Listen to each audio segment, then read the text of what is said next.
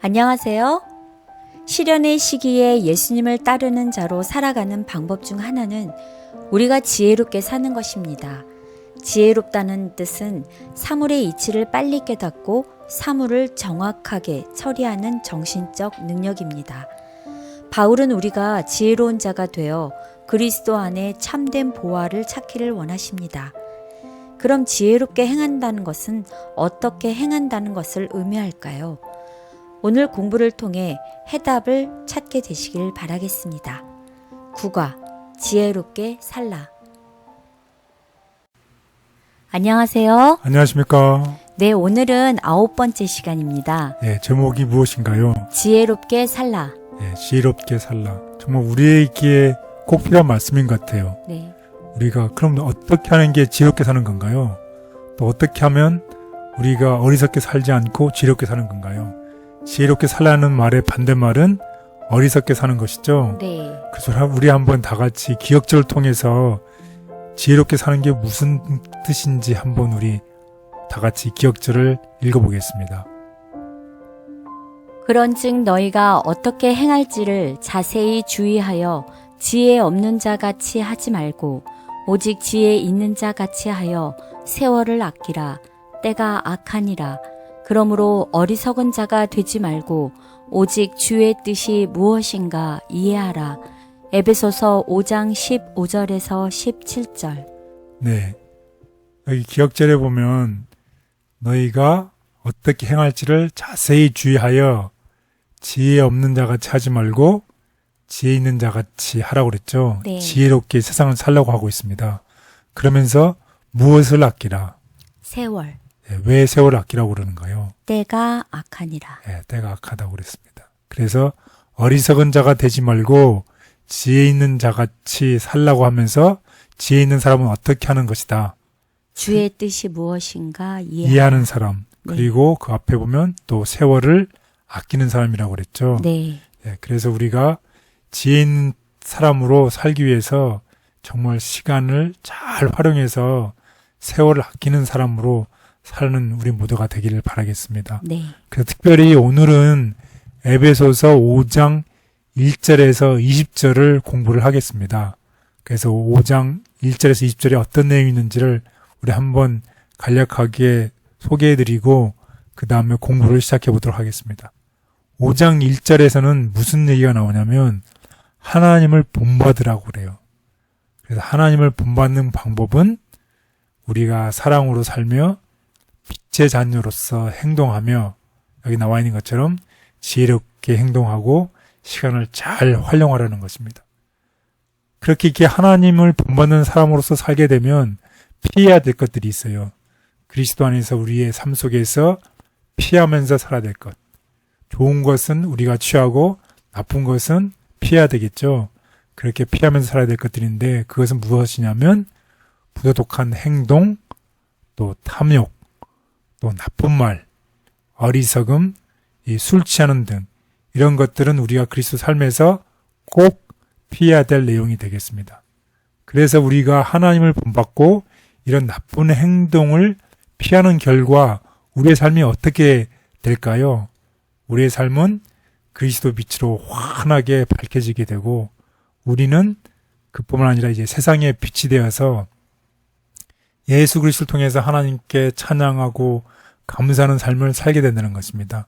그래서 오늘 5장 1절에서 2절의 내용은 하나님을 본받게 되고 그래서 우리가 그리스도 안에서 이러이러한 삶들을 피하게 될 때에 우리는 그리스도의 빛으로서 이 세상의 소금과 빛의 역할로서 하나님께 찬양하고 감사하며 이웃을 사랑하는 그러한 삶을 되겠습니다. 아멘. 그러니까 꼭 공부해야 되겠죠? 네.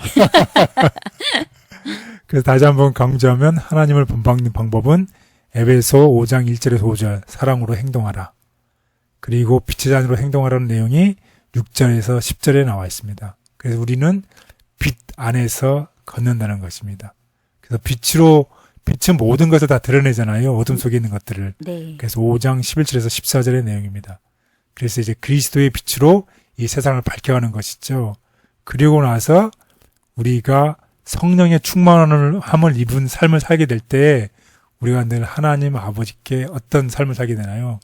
찬양하는 삶, 감사하는 삶, 신령한 영적인 노래를 부르는 내용이 되겠습니다.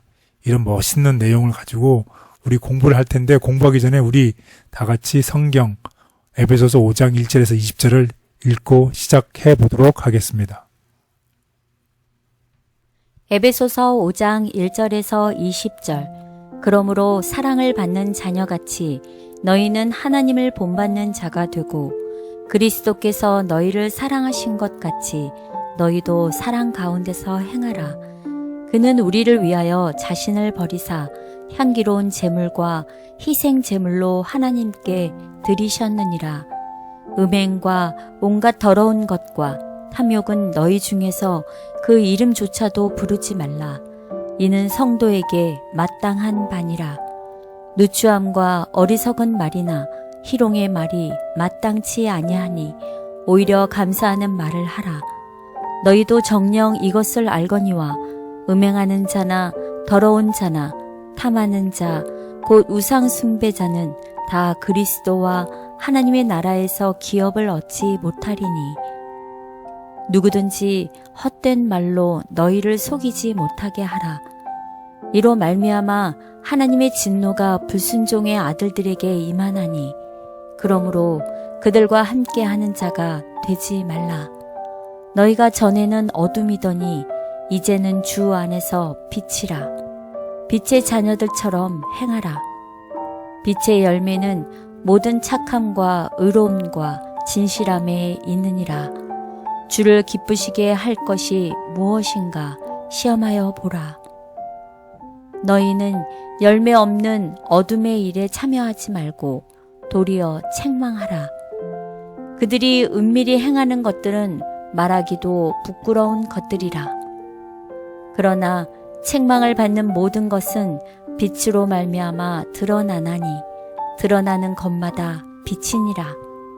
그러므로 이르시기를 잠자는 자여 깨어서 죽은 자들 가운데서 일어나라. 그리스도께서 너에게 비추이시리라 하셨느니라.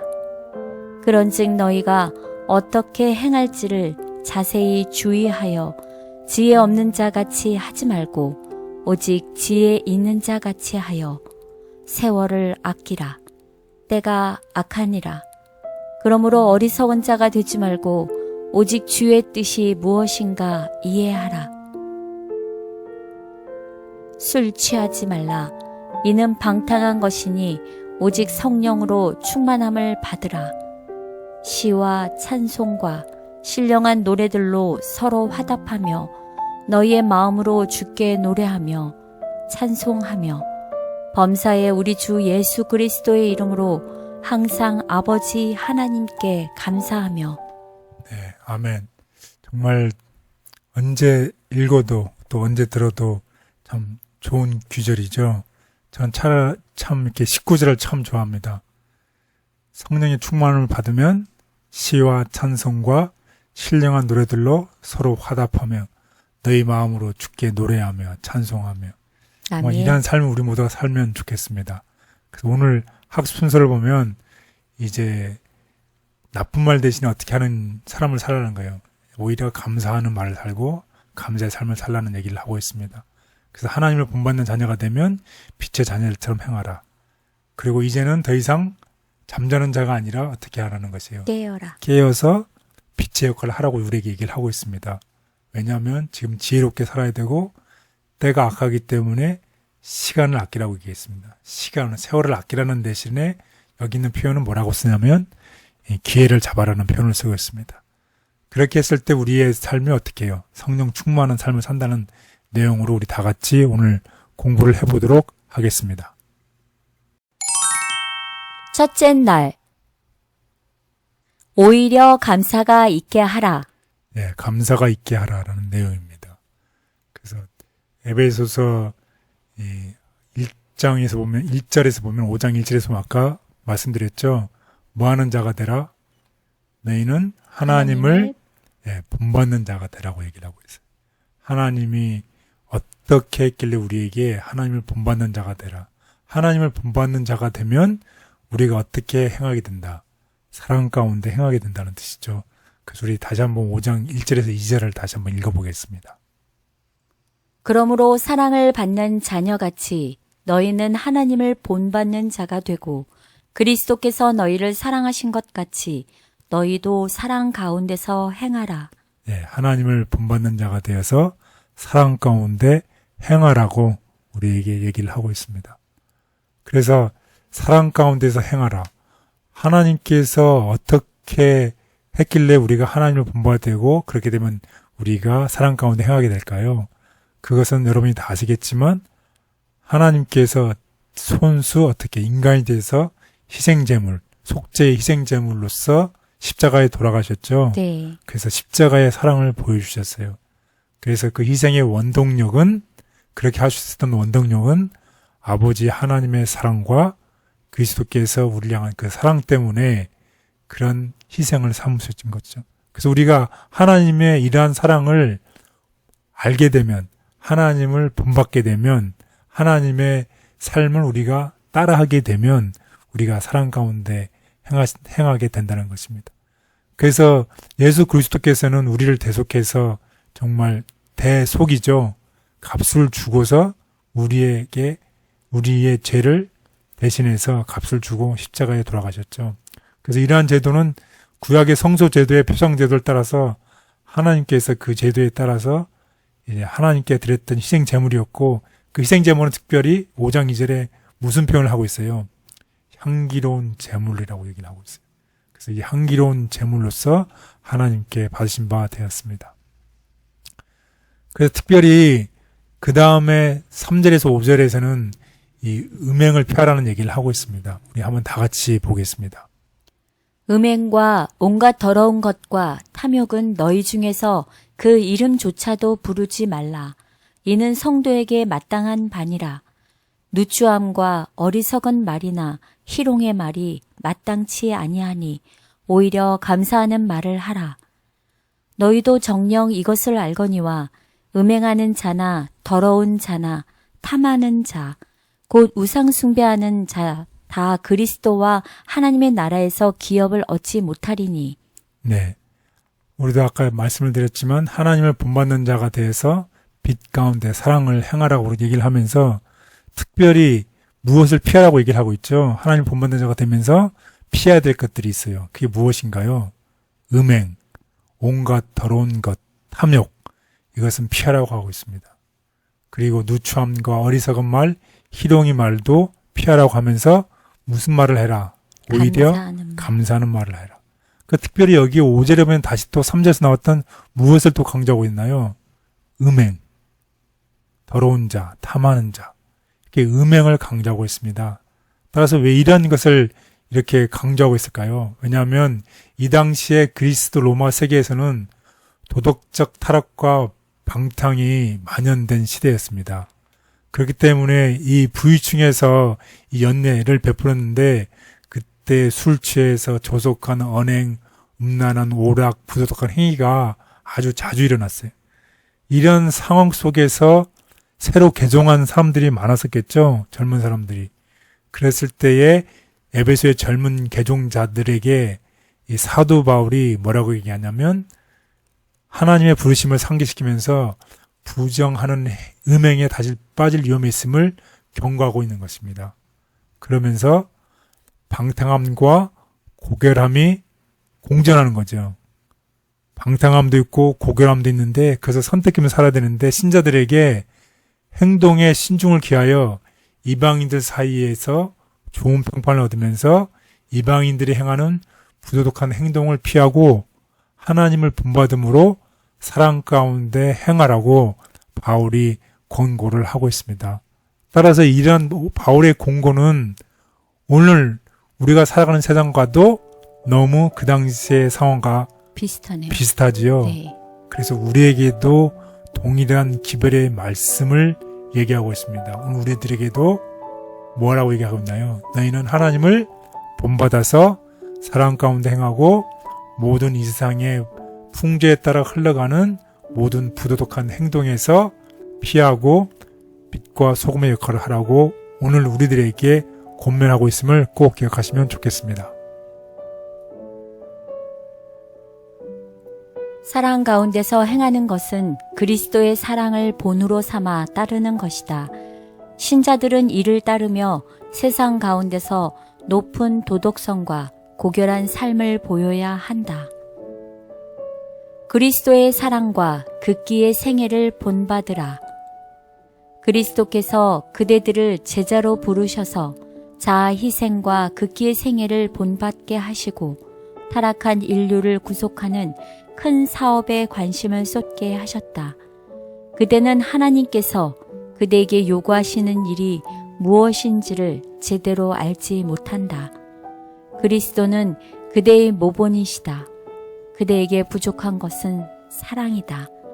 이 순결하고 거룩한 원칙은 기독교인 품성과 행동을 세상 사람들의 모양과 다르게 만든다.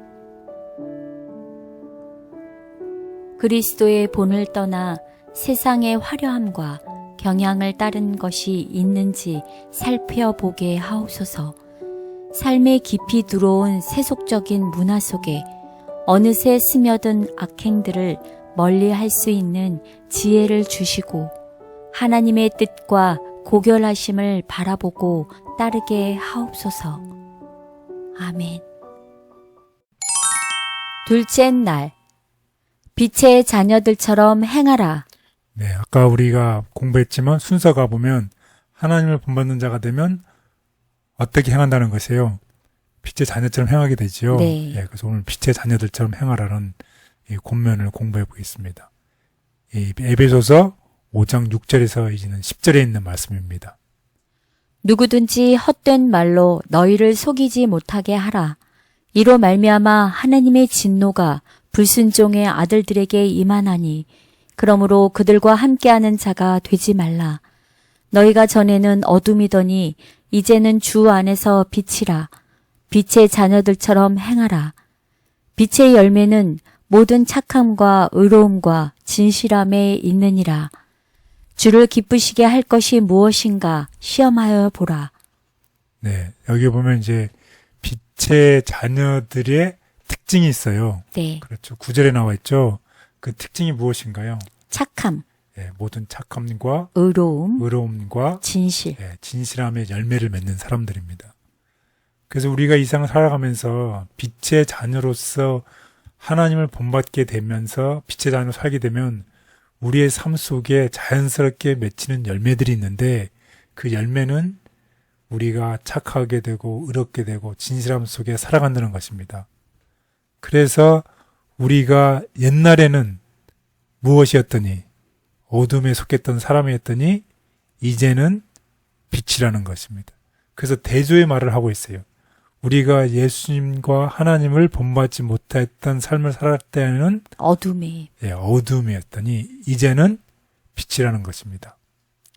그래서 특별히 아까도 말씀드렸지만 이 당시에 성적인 죄가 금기사항이 아니라고 생각하거나 그렇게 헛된 말로 가르치는 사람들이 있었는데 그래서 6절에 보면 뭐라고 하지 말라고요? 헛된 말로 너희를 속이지 못하게 하라고 하는 것입니다. 그래서 결국은 그렇게 속는 것은 하나님의 종말적인 심판, 곧 불순종의 아들들에게 임하는 하나님의 진노가 받을 위험이 있다고 사도 바울은 경고를 하고 있습니다. 그래서 특별히 5장 6절에서 10절에서는 아까 대조를 이루고 있죠. 빛의 자녀가 있어요. 또 무슨 자녀가 있어요? 어둠의 자녀가 있어요. 그러니까 옛날에 어둠의 자녀들은 아까 음행하는 자, 더러운 자, 탐하는 이런 삶을 살았지만 이제는 빛의 자녀로 살 때는 착함과 의로움과 진실함의 열매를 맺는 사람들로서 완전히 터닝 포인트죠. 네. 옛날에 갔던 그 길에서 완전히 돌아서서 어둠으로부터 빛을 향하여 가는 사람 뿐만 아니라 빛을 향해서 가는 것뿐만 아니라 빛을 어떻게 하는 사람, 반사하는 사람이 되겠죠. 네, 우리 지금 현재 함께 공부하시는 우리 모든 성도님들은 빛의 자녀들이십니다. 그런 삶을 네. 예, 끝까지 살아야 되는 것이죠. 네. 예. 그리스도인은 빛의 열매, 성령의 열매를 보여주므로 열매 없는 어둠의 일을 드러내고 세상을 그리스도에게로 이끄는 역할을 감당해야 한다. 주의 아름다운 덕을 선전해야 할 빛의 자녀들. 빛의 자녀들은 흑암의 자녀들 사이에 흩어져서 모든 사람에게 뚜렷한 구별이 보일 것이다. 그러므로 하나님의 자녀들은 어두운 데서 불러내어 그의 기이한 빛에 들어가게 하신 자의 아름다운 덕을 선전하게 되어야 한다. 마음속에서 불타고 있는 하나님의 사랑, 생애에 나타난 그리스도와 같은 조화는 세상에 있는 사람들에게 하늘의 모습을 잠깐 보여주게 될 것이므로 그들이 보고 그 탁월함을 분별할 수 있게 될 것이다. 재림과 심판의 맥락에서 권면하시는 말씀을 인하여 감사합니다. 죄가 가져올 진노에서 떠나라고 하시는 분명한 경고를 마음에 새기게 하옵소서. 제 마음의 악을 물리치게 힘을 더해 주시고 그리스도의 선하심과 사랑으로 채워 주시옵소서. 아멘. 셋째 날, 잠자는 자여 깨어라. 잠자는 자여 깨어라. 마치 어떤 느낌이 드시고 어떤 모습이 연상이 되시나요? 죽은 사람이 이렇게 무덤에 잠을 자고 있을 때 어떻게 다시 일어난. 예, 마치 부활의 모습을 보게 하는 거죠. 네. 이 잠자는 사람이 성도들이 무덤에서 자고 있을 때 예수님께서 이 깨우러 오시는 거죠. 잠자는 자여 깨어라. 마치 우리가 현재 영적으로 뭐 하고 있다는 것이에요. 잠자고 있는 거. 예, 잠자고 있다는 것입니다. 그래서 깨어나라고 하는 것입니다. 깨어서 무엇을 해라? 제 역할을 하라는 것입니다. 그래서 우리가 더 이상 이제 어두움 속에 있으면 잠자게 되죠. 깜깜하면 잠이 오잖아요. 네. 그래서 더 이상 잠자지 말고 깨어라. 네. 그래서 빛의 역할을 하라고 얘기를 하고 있습니다. 그래서 우리 한번 다 같이 우리 성경자를 11절에서부터 보겠습니다. 너희는 열매 없는 어둠의 일에 참여하지 말고 도리어 책망하라. 그들이 은밀히 행하는 것들은 말하기도 부끄러운 것들이라. 그러나 책망을 받는 모든 것은 빛으로 말미암아 드러나나니 드러나는 것마다 빛이니라. 그러므로 이르시기를 잠자는 자여 깨어서 죽은 자들 가운데서 일어나라. 그리스도께서 너에게 비추이시리라 하셨느니라. 네, 계속해서 이제 어두움의 일에 참여하지 말라고 얘기하는 거죠.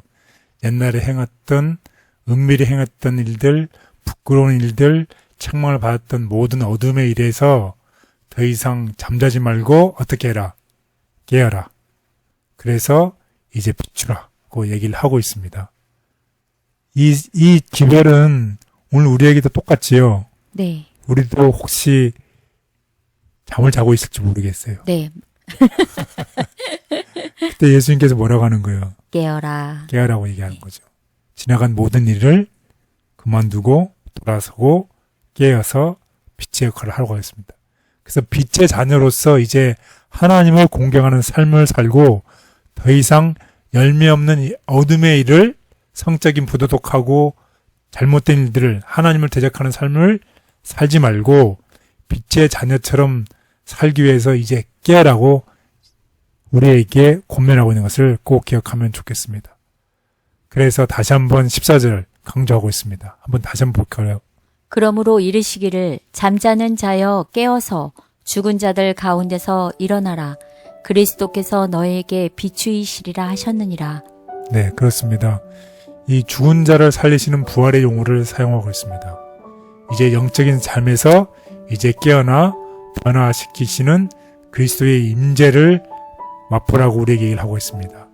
그래서 이 어두운 세상에서 그리스도의 빛을 비추는 선교사로서 그리스도인 각자의 신자들의 역할을 하도록 우리에게 강력하게 호소하고 있습니다. 그리스도인은 빛의 열매, 성령의 열매를 보여주므로 열매 없는 어둠의 일을 드러내고 세상을 그리스도에게로 이끄는 역할을 감당해야 한다. 잠에서 깨어 기도와 금식으로 진리를 탐구하라. 주님께서는 당신의 말씀을 믿는 모든 사람에게 잠에서 깨라고 요구하신다. 이 시대에 적합한 귀중한 빛이 이미 이르렀다. 그것은 우리에게 박두한 위기를 알려주는 성경의 진리이다. 이 빛은 우리로 하여금 성경을 부지런히 연구하게 하고 우리가 차지하고 있는 위치를 가장 세밀하게 살피게 해줄 것이다.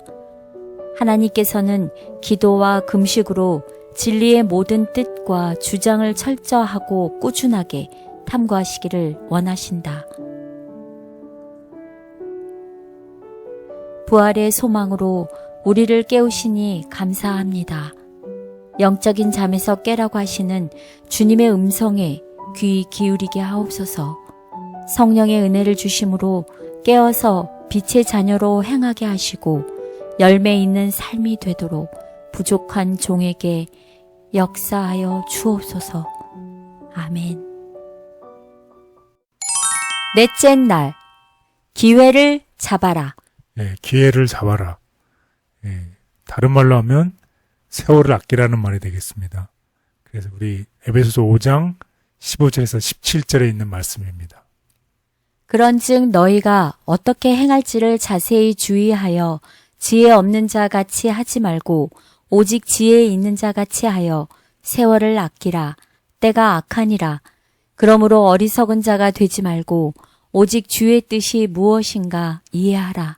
네, 여기 보면 이제 지혜 있는 자가 있고 지혜 없는 자, 곧 어리석은 자죠.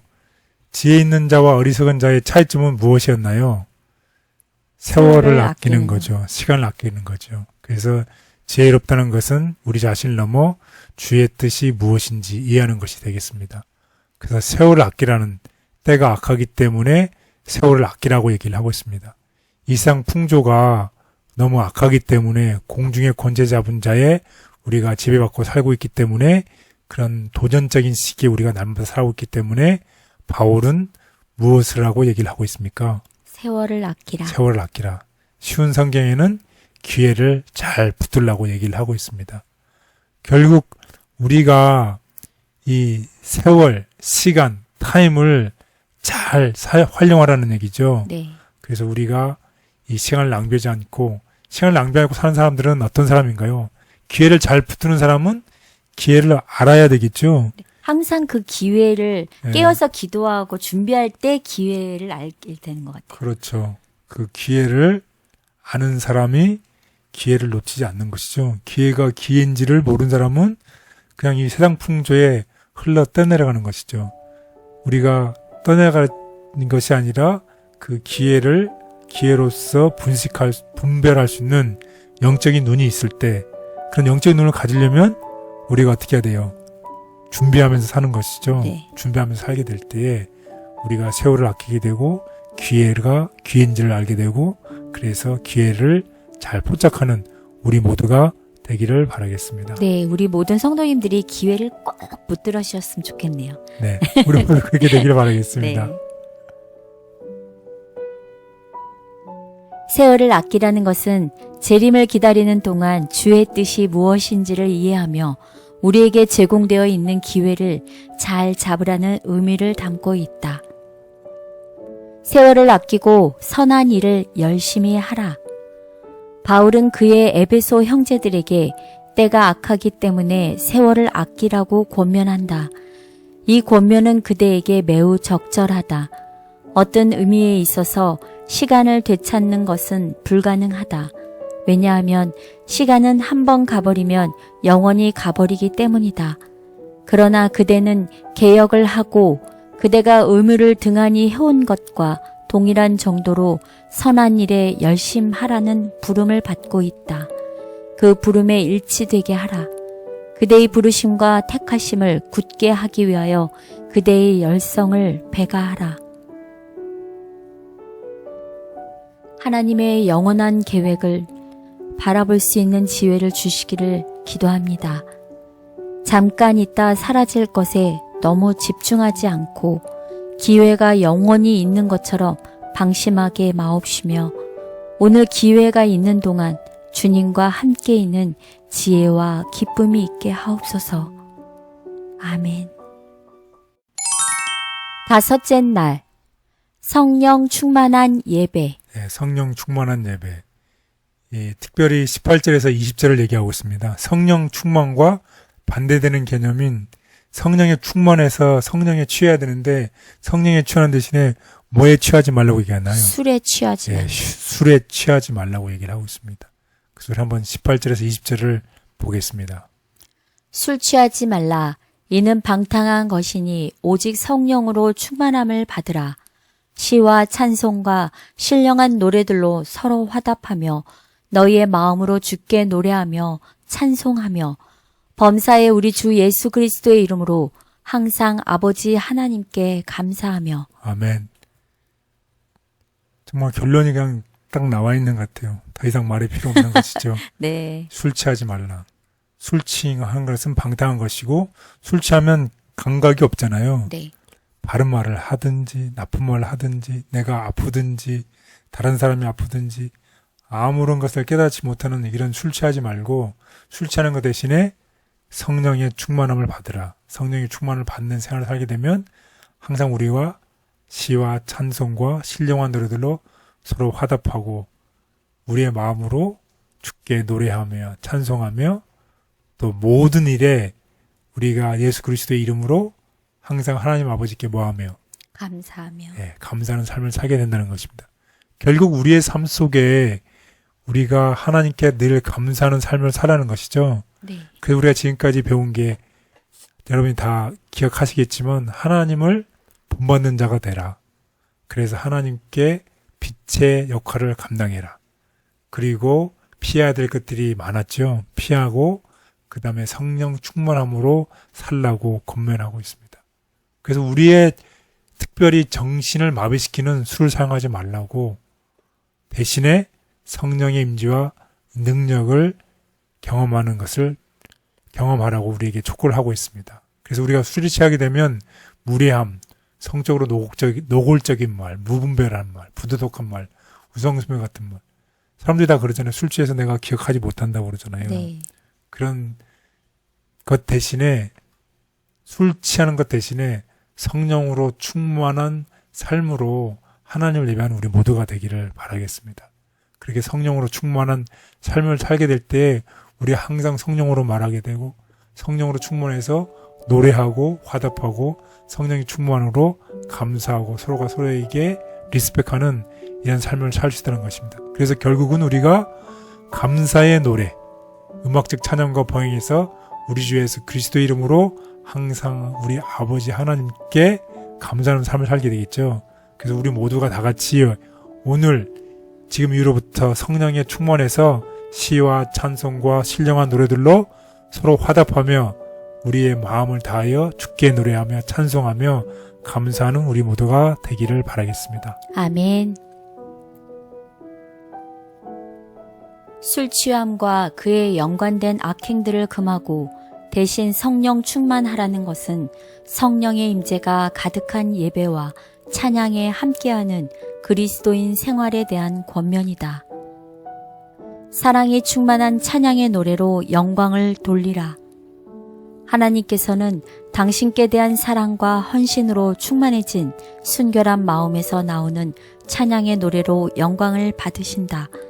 헌신적인 신자들이 모일 때에는 그들의 대화가 다른 사람들의 불안전함에 대한 것이나 불평과 원망의 냄새를 풍기는 것이 되지 않을 것이다. 온전하게 매는 띠인 사랑이 그들을 두르게 될 것이다. 하나님과 동료 인간에 대한 사랑이 형제들을 위한 애정과 동정과 존경의 말을 통하여 저절로 흘러나오게 된다. 성령으로 충만하라고 하시는 하나님의 뜻을 따르기를 원합니다. 세상의 노래들보다 언제나 찬양이 넘치게 하옵소서. 삶의 여기저기 얽혀있는 악한 것들을 몰아내어 주시고 하나님의 신령한 것으로 채워 주시옵소서. 아멘. 진노의 자녀였던 우리가 빛의 자녀로 변할 수 있는 것은 그리스도의 희생과 사랑이셨습니다. 이제 성령은 우리가 인간의 뜻이 아닌 하나님의 지혜를 따를 수 있게 도우시고 우리를 성령 충만한 사람으로 변화시켜 주실 것입니다. 사랑하는 모든 성도님들, 죄로 죽었던 삶에서 이제 깨어나 하나님의 기회를 꼭 붙잡는 지혜로운 삶을 사시기를 바라겠습니다. 감사합니다.